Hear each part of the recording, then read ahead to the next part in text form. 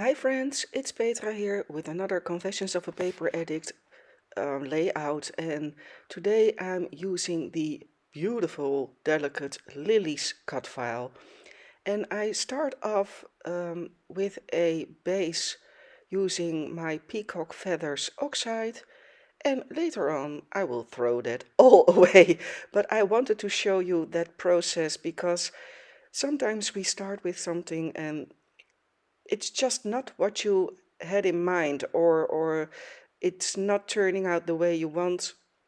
So it's okay to just start over or do some part of your work again in another way. It's a creative process and it's something you cannot always plan ahead. So I want to create a base for my photo using my fringe scissors, which are basically chives scissors, I think they call it. um, and I'm using a old Simple Stories collection, which I still love, and I want to create a layout using aqua minty colors with black. So this was the perfect collection for that.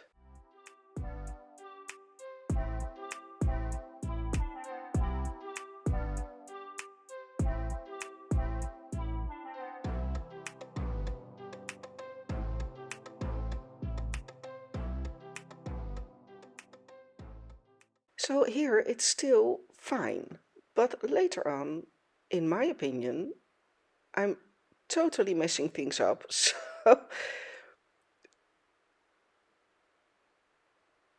but this part will stay almost the same. So here I decide that I wanted to create that background a bit darker and a bit wider.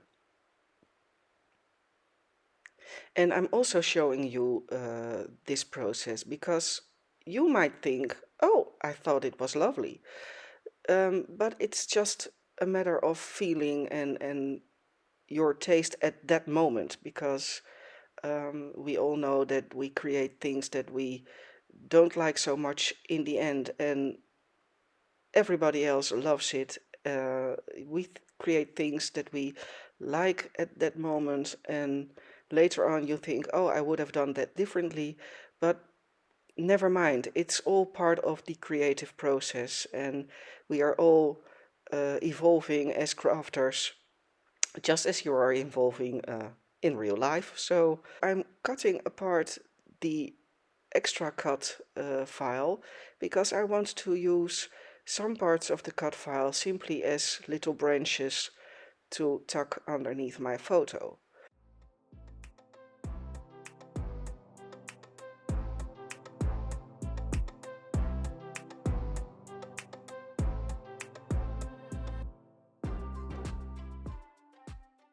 And this is the part where I, in my opinion, totally mess up. So I start to splatter around that inky background, but in the end, when I place everything down, I think it's way too busy, way too messy. So that's why I decide to simply change the background completely. And I think that the main reason might be the uh, color peacock feathers, because it is a matching color, but I think it was too dark. So I threw it all away.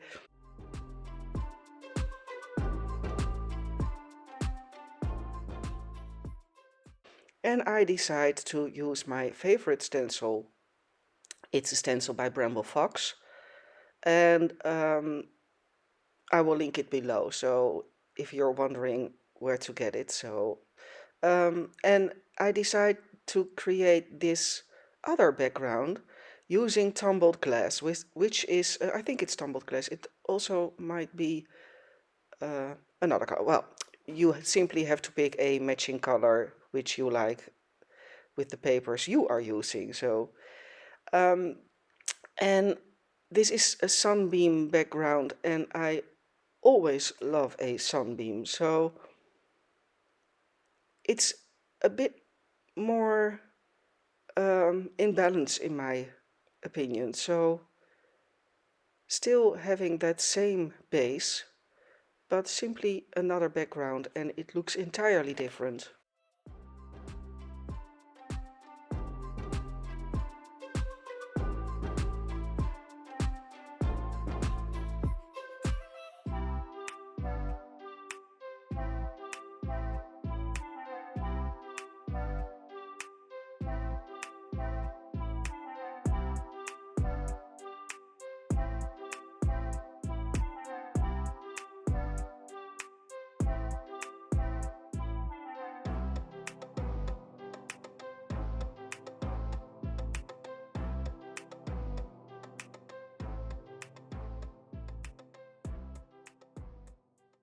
And I'm only gluing down little parts of that cut file because I want it to stick out and be able to move. That sounds funny, I think, but I rarely glue things down entirely.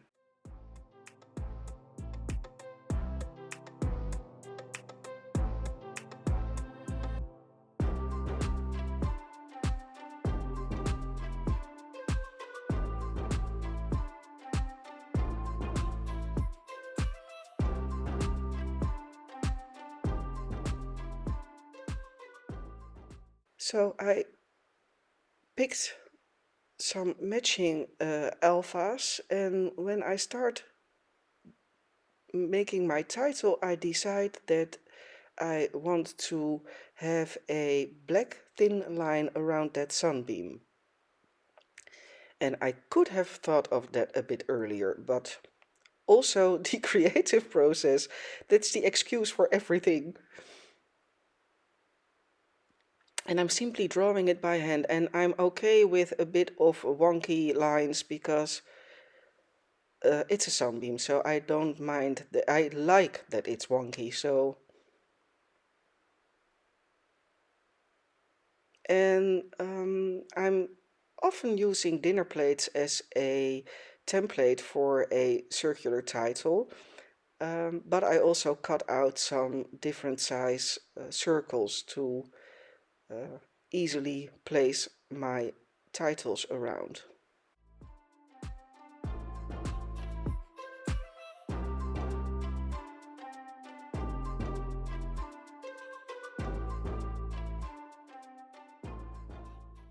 So I'm simply embellishing everything off with some matching hearts,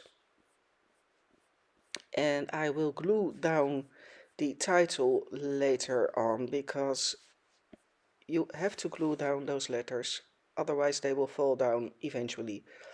And that's it. So I hope you like it. I hope you got some inspiration. Thanks so much for watching, and I will see you next time. Bye bye.